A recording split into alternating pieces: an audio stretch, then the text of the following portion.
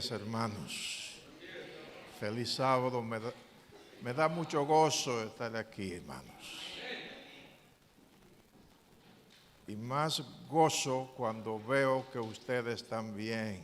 Ve a Elizabeth, que ya tiene una hija. La felicito, hermana. Y cada uno de ustedes, qué maravilla. Y pronto estaremos con nuestro Señor allá.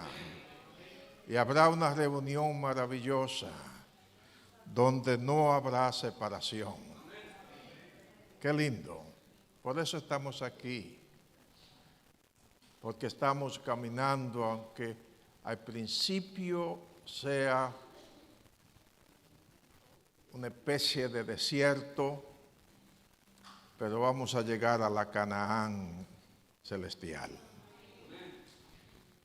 Me gozo y agradezco la invitación que la oficialidad de la iglesia me hizo para regresar a casa. Porque saben, ustedes fueron o son familia. Mucho tiempo estuvimos y me gozo estar de regreso. Y en esta mañana voy a hablar de la justicia de Dios. Y quiero comenzar con la iglesia, que a veces entendemos mal a nuestros hermanos que formaron o fundaron este mensaje. Ustedes saben que el movimiento adventista surgió en cumplimiento de una profecía, específicamente Daniel 8:14. Y estos hermanos que Dios llamó para proclamar un mensaje de salvación al mundo que le queda poco tiempo, a punto de concluir. Los pioneros de la iglesia adventista eran hijos, diría yo, o nietos o bisnietos de la Reforma. Ellos salieron de las iglesias bautistas, metodistas, presbiterianas, luteranas y otras iglesias. Habían creído, no solamente habían creído, sino que crecieron con el mensaje de la justificación por la fe. Sabían que la salvación estaba basada solamente en la gracia de nuestro Señor Jesucristo. También entendieron, a medida que ellos comenzaron a crecer en la fe, ahora llamados adventistas, entendieron que además de la justificación por la fe, estaba la santificación. Y como un pueblo salvo por gracia, ellos vieron la importancia en la vida cristiana que tenía el Sinaí. Y me refiero a los 10 mandamientos, incluyendo el séptimo día, sábado. Así, cuando comenzaron a predicar, teniendo este mensaje doble, justificación por la fe y santificación también por la fe. Y ellos, cuando comenzaron a predicar, fue a sus hermanos protestantes aquí en América. Ellos sabían que también creían en la justificación por la fe. Por lo tanto, no enfatizaron ese mensaje, sino que le llevaron el mensaje de la santificación y la importancia del séptimo día sábado. Sin embargo, a medida que el mensaje llegó fuera del contexto protestante, muchas personas vinieron que no tenían o no sabían con claridad el mensaje de la justificación por la fe. No tenían en mente este mensaje de sola fe, sola gracia. Y así algunas de estas personas que creyeron se unieron a la iglesia adventista. Llegaron a dar la impresión, algunos de ellos, que además de la fe, era necesario las obras en la salvación. Y dieron y se dio la imagen errónea de que la iglesia cree en salvación por fe y obras. Ahora bien, si ustedes preguntan quiénes son los adventistas, algunos van a decir, bueno, ellos son los que son vegetarianos, o son los que guardan el sábado, o son los que no comen carne de cerdo, y todo eso es verdad y es bueno. Pero la iglesia adventista se identifica con el mensaje de Cristo, la centralidad de Cristo. Y en esta mañana, como le dije, voy a hablar de la justicia de Dios en tres dimensiones. La justicia retributiva, la justicia imputada y la justicia impartida. Y vamos a comenzar con la justicia retributiva de Dios, porque Dios es santo, es justo y su gobierno está fundamentado en justicia. ¿Está bien? El gobierno de Dios está fundamentado en justicia porque Él es justo. Y por lo tanto, la justicia de Dios demanda que aquellos que viven debajo del gobierno de Dios den una obediencia infinita a los principios de su justicia, para que pueda haber armonía en el mundo que Él ha creado, en el cosmos. Por lo tanto, el pecado tiene consecuencias, ¿no es cierto? El pecado tiene consecuencias. Y cuando Dios hizo al hombre, encapsuló los principios de su gobierno en un mandamiento. Dios es maravilloso. En un mandamiento. No comerás. No comerás. Y este mandamiento es profundo. No comerás del árbol del conocimiento del bien y el mal. No comerás. El pecado de Adán y Eva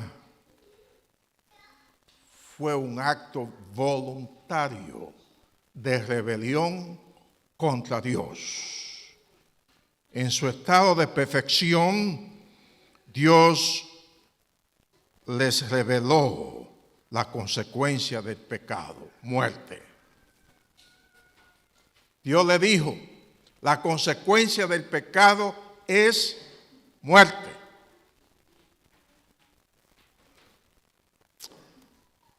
Y cuando pecaron, es interesante, hermanos.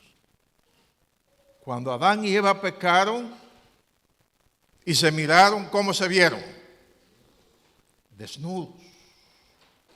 Desnudos. Entonces, decidieron cubrir su desnudez física con hojas de higuera. Su desnudez era más profunda que lo físico. Por lo tanto, cuando sintieron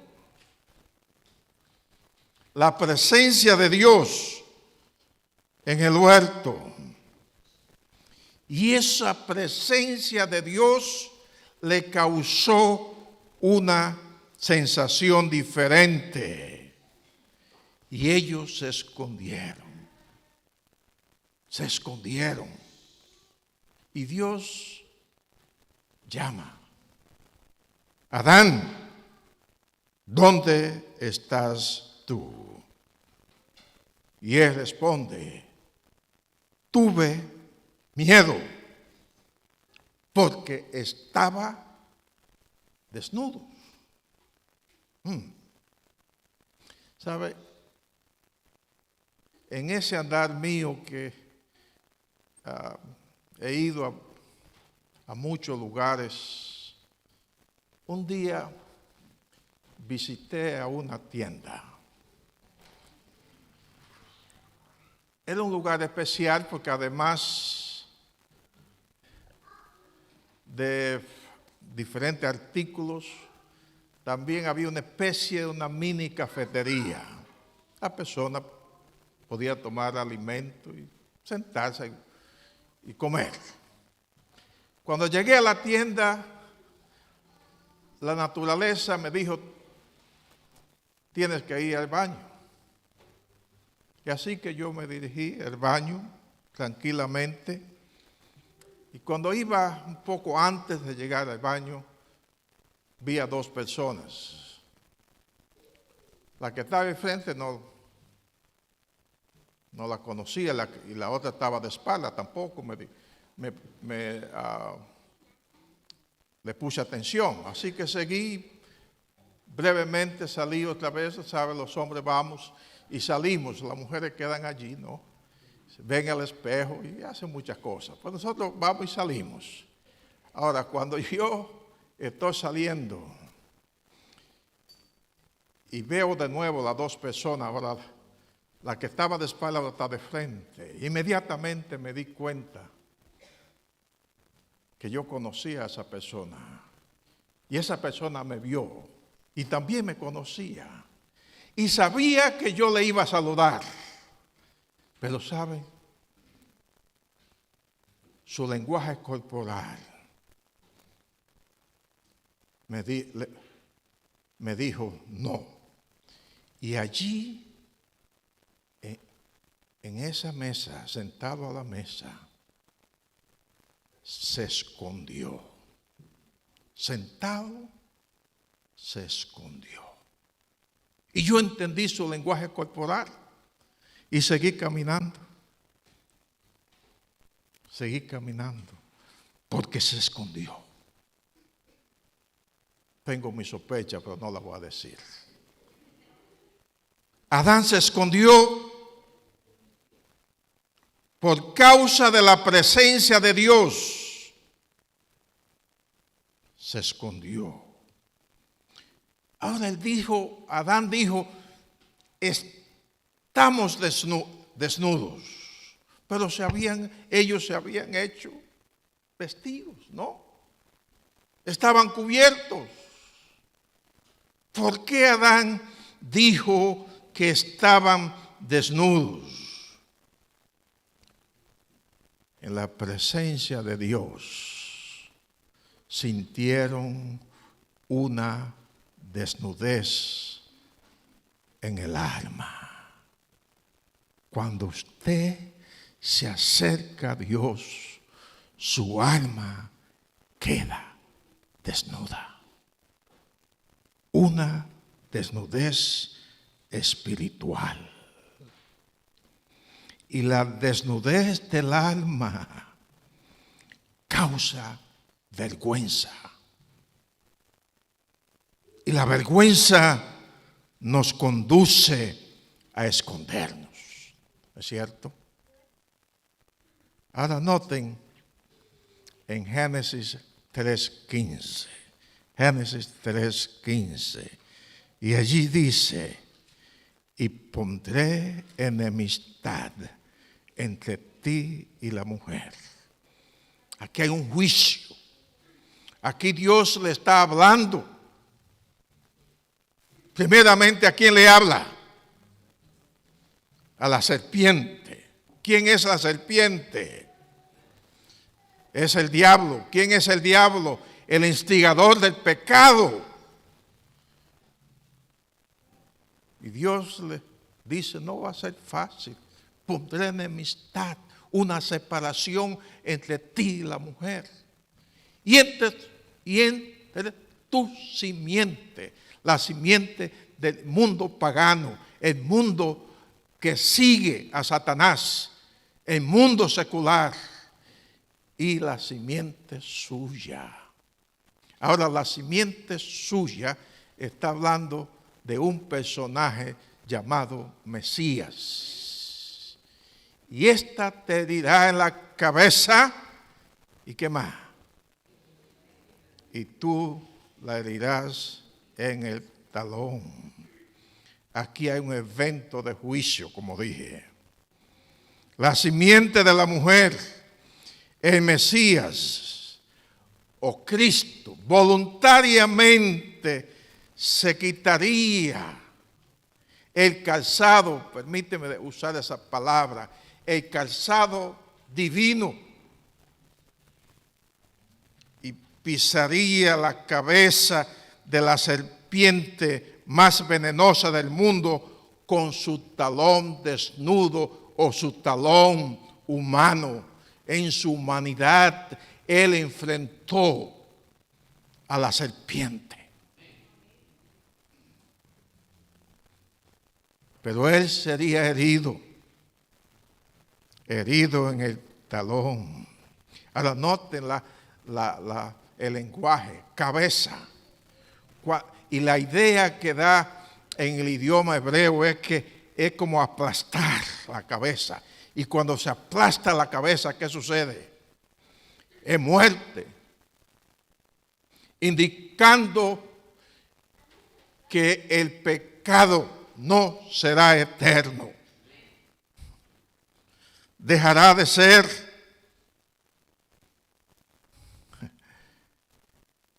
Pero Jesús sería herido en el talón. Significa, habla de su muerte y resurrección, porque el talón no es una herida mortal. Entonces, el pecado, hermanos, le quitó al hombre la eternidad. El pecado causó un abismo entre Dios y el hombre. Y debido a ese abismo, el hombre perdió la vida en calidad y cantidad. Pero ahora Cristo, el Mesías, le devuelve la esperanza de la eternidad.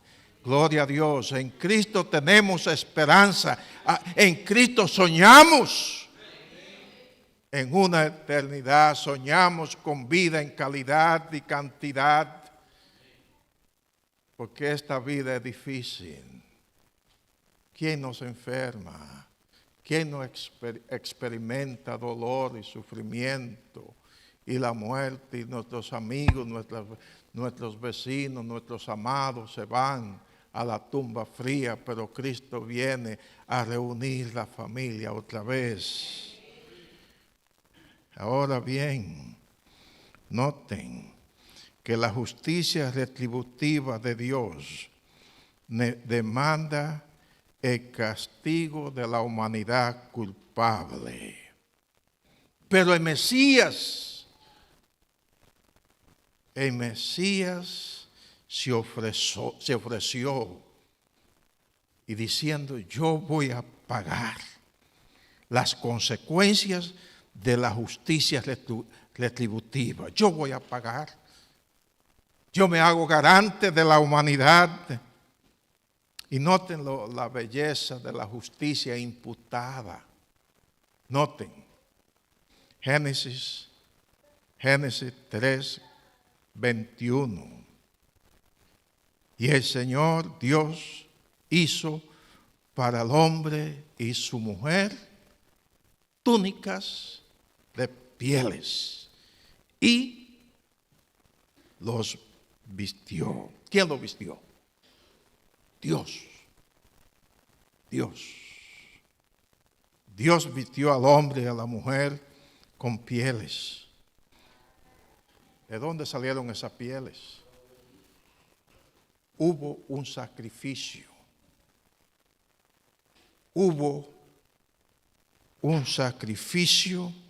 La justicia retributiva de Dios se manifestó, pero a la vez hubo un sustituto.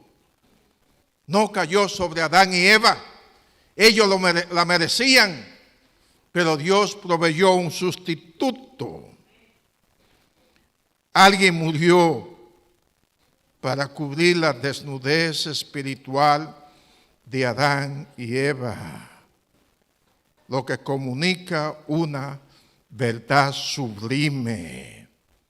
El Mesías proveería un sacrificio sustitutorio para la humanidad culpable que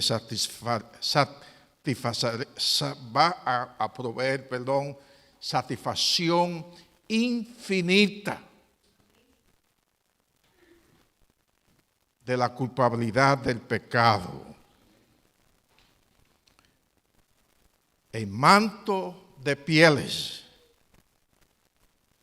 era un símbolo del manto de la justicia del Mesías que iba a cubrir al hombre culpable, pero que cree en Jesús. La justicia imputada por fe es un veredicto del juez del universo que declara justo al hombre de fe. Por lo tanto, el fundamento de la justificación por la fe es el sacrificio expiatorio de Cristo en la cruz de Calvario. Jesús hizo posible que ese manto cubra nuestra desnudez. Ahora noten la definición de la justicia imputada que da Elena White. Escuchen bien. Es la obra de Dios, justicia imputada, es la obra de Dios que abate en el polvo la gloria del hombre y hace por el hombre lo que él no puede hacer por sí mismo. ¿Qué es la justicia imputada? Es la obra de Dios que abate en el polvo la gloria del hombre y hace por el hombre lo que él no puede hacer por sí mismo. ¡Qué belleza! Ahora noten Génesis 15, 6. Aquí hay una ilustración de la justicia imputada. Y noten que dice, creyó Abraham al Señor. ¿Y qué pasó? Y le fue contado, le fue imputado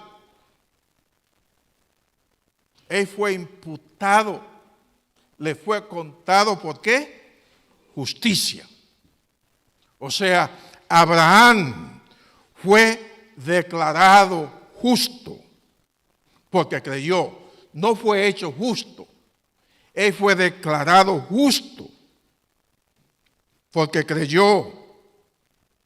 Fue contado justo por la justicia que le fue imputada.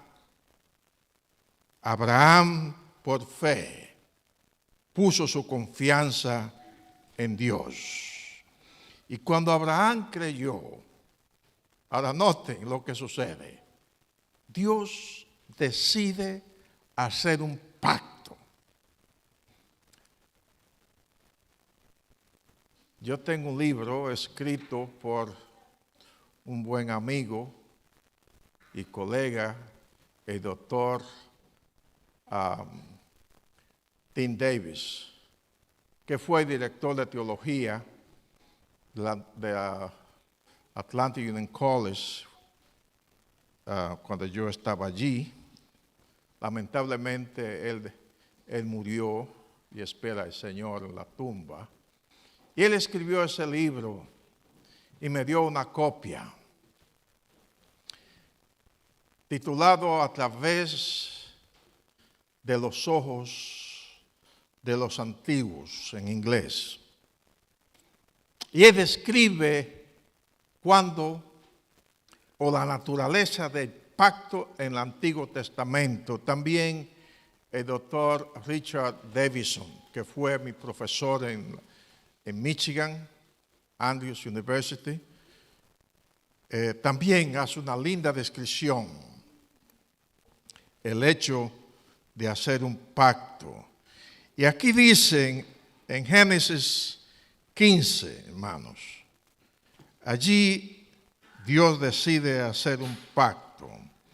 Y le dice a Abraham, todavía era Abraham, él le dice aquí que en ese pacto tenía que tomar ciertos animales, ¿no? Tenía que llevar, y le dijo allí, comenzando en Génesis 15,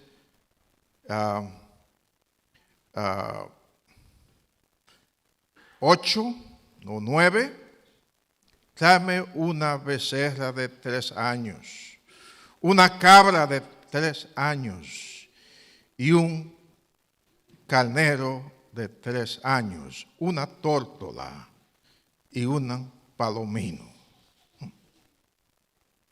El pacto en el Antiguo Testamento se hacía con un rey soberano llamado suzerén y el vasallo o siervo o un rey inferior. Se sacrificaban animales, aquí el Señor le está diciendo. Y esos animales se cortaban por la mitad. Y eso es lo que hizo Abraham.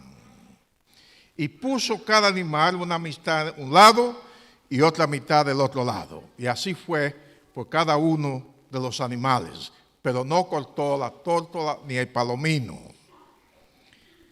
Y esta acción indicaba que el vasallo, el siervo o el rey inferior tenía que caminar por el medio de los animales divididos en dos. Él caminaba por el medio. Y eso tenía un simbolismo, una especie de juramento indicando si él, el vasallo o el rey inferior, era infiel al pacto,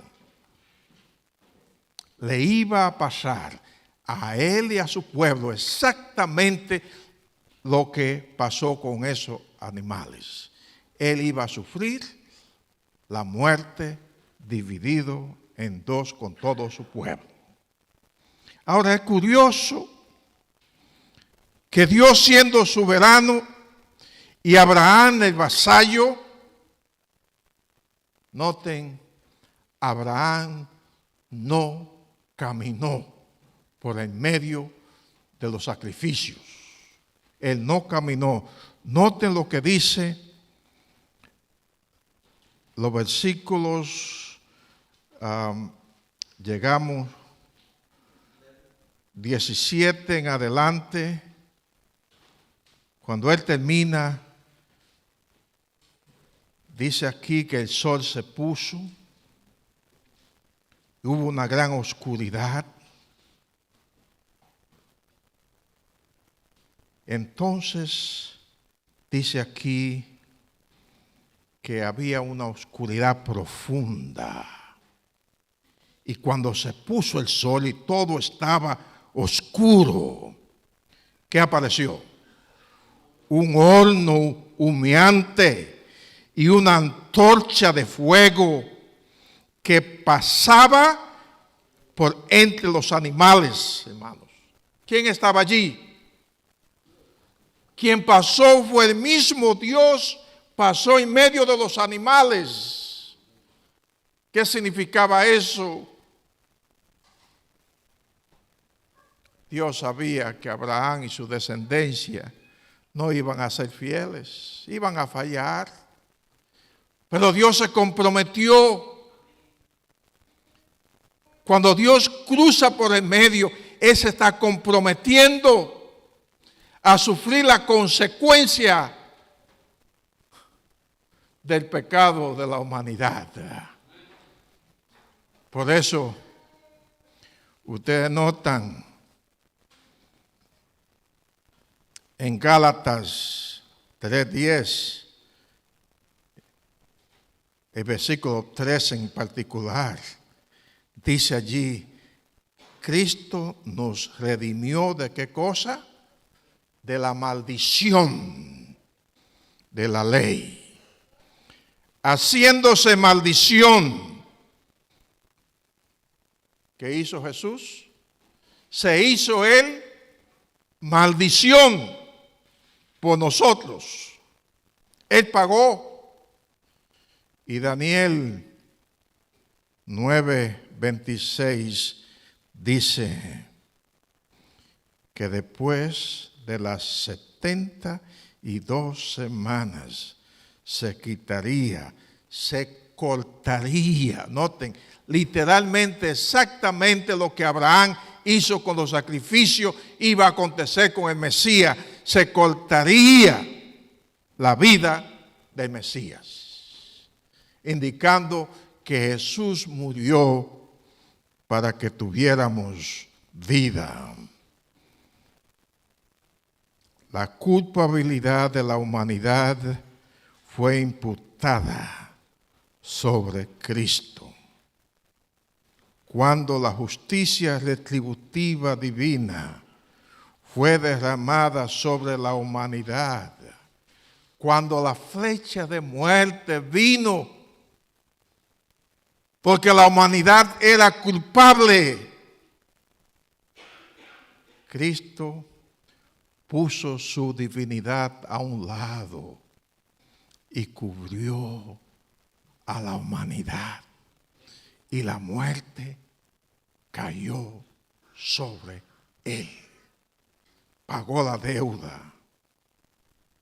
El don de la justicia salvífica de Cristo es imputada, ofrecida a todo pecador arrepentido. La fe, hermanos, es o son las manos vacías que se aferran a la promesa de salvación de Dios. No tenemos nada en nuestras manos. Nuestras manos están vacías. Y lo único que usted puede hacer es aferrarse a lo que Dios ha hecho por usted y por mí. Pablo presentó algo maravilloso, pero antes, para entender lo que Pablo dijo, tenemos que ir al santuario. al lugar santísimo. Conocemos o hemos leído el asunto del santuario, que estaba dividido en dos, el lugar santo, el lugar santísimo. Pasemos por fe al lugar santísimo. Y allí estaba, ¿qué mueble estaba en el lugar santísimo? Estaba el arca de ¿qué? Del pacto. Y ese mueble tenía una tapa tenía, llamada propiciatorio. Dentro del arca estaba ¿qué cosa? Las tablas con los 10 mandamientos. Los mandamientos de Dios representan la justicia retributiva de Dios. Si usted no obedece, hay una consecuencia. Pero había una tapa. Y el nombre que se le dio a esa tapa, cuando Moisés habló en hebreo, fue Caporeth. Caporeth. Y en el Nuevo Testamento, ahora en griego, se le llamó hilasterion. Hilasterion. Esa era la cubierta del arca. Hilasterion significa el asiento de la misericordia de Dios. Ahora noten, les invito a que vayan conmigo a Romanos.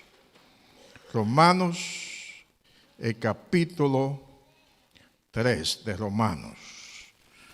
Comenzando en el versículo 21. Romanos 3, 21 hasta el 25. Y dice aquí: pero ahora, aparte de la ley, se ha manifestado la justicia de Dios, testificada por la ley y por los profetas. La justicia de Dios por medio de la fe en Jesucristo, para que todos los que creen en Él, porque no hay diferencia, por cuanto todos pecaron y están destituidos de la gloria de Dios. Noten, ¿quiénes pecaron? ¿Unos cuantos? Todos pecaron y son justificados gratuitamente por su gracia. ¡Qué maravilla! Podríamos decir, son salvados gratuitamente por su gracia. ¿Por qué sucede esto? Noten el versículo 25. A quien Dios, o sea, Jesucristo, Dios puso como propiciatorio. ¿Qué significa propiciatorio en hebreo? Hilasterion. O sea, Pablo dice que la tapa de la ley, la tapa del arca que cubre la ley, que se llama hilasterion, ese representa a Cristo. Lo que significa que el asiento de la misericordia de Dios está cubriendo la justicia retributiva de Dios. En otras palabras, mire lo que sucede. Mire lo que sucede. Cuando el pecador se acerca a Dios, es un pecador, merece el castigo divino, pero viene a Cristo. Entonces Cristo aguanta la justicia retributiva representada por la ley. La aguanta. Y el pecador lo cubre con su manto. Lo cubre. Cubre su vergüenza. Cubre su alma desnuda. Lo cubre con su manto de justicia.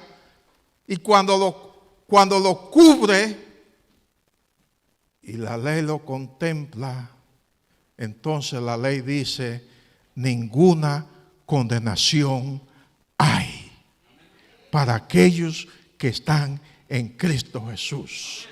Porque aquellos que están en Cristo están cubiertos con su manto de justicia. Ese es el evangelio que Pablo nos presenta, hermanos.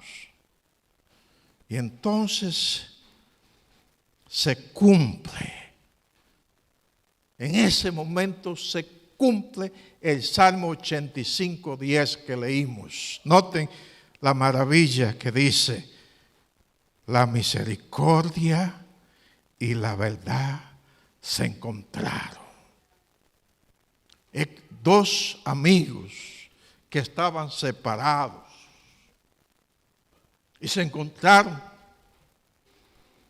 Y noten que dice, la justicia y la paz se besaron.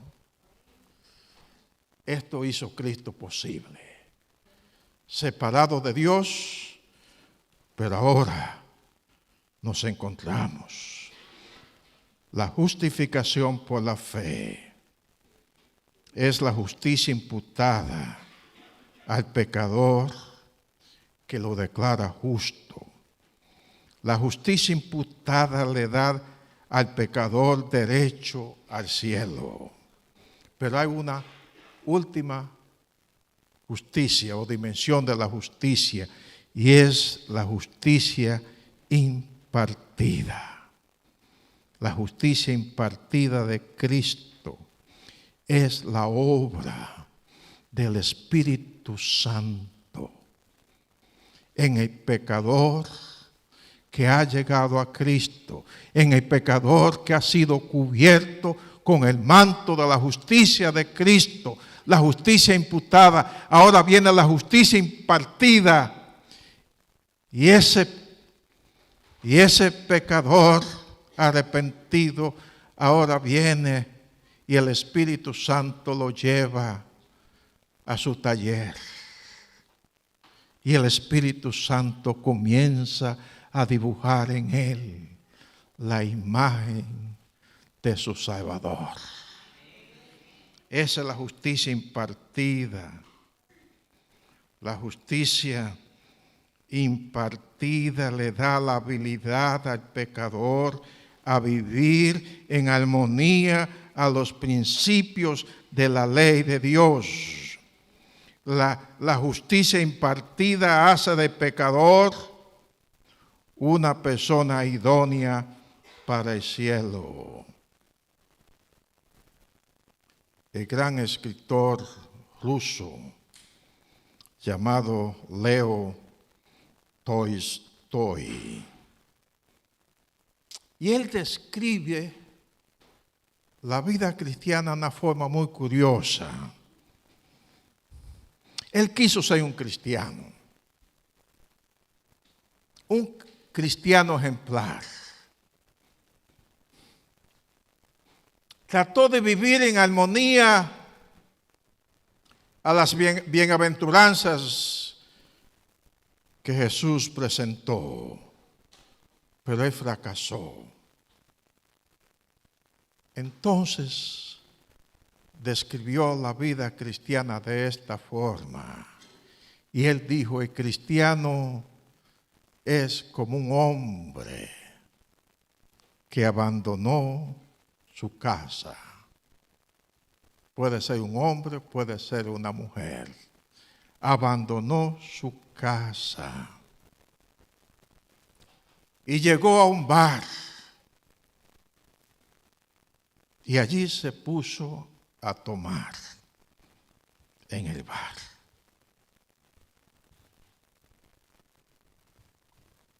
¿Qué sucede cuando una persona va a un bar y comienza a tomar?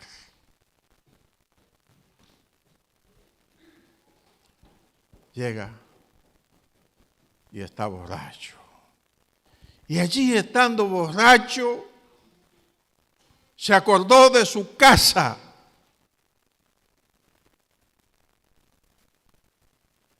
Dijo él. Y decide, estando borracho, regresar a su casa.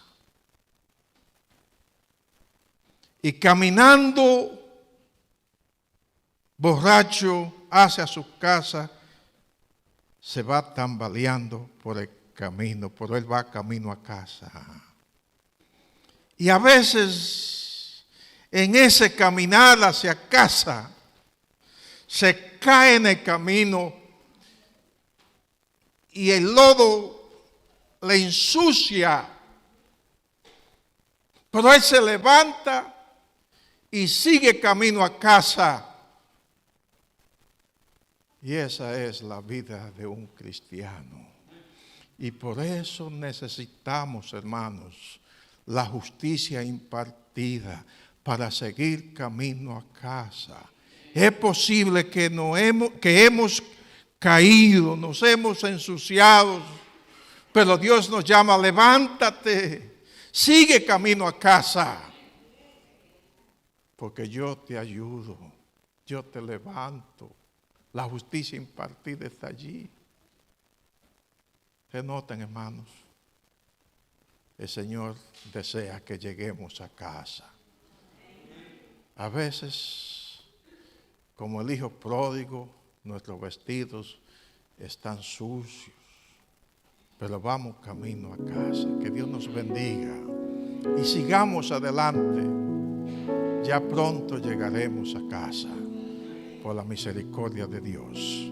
Amén y amén.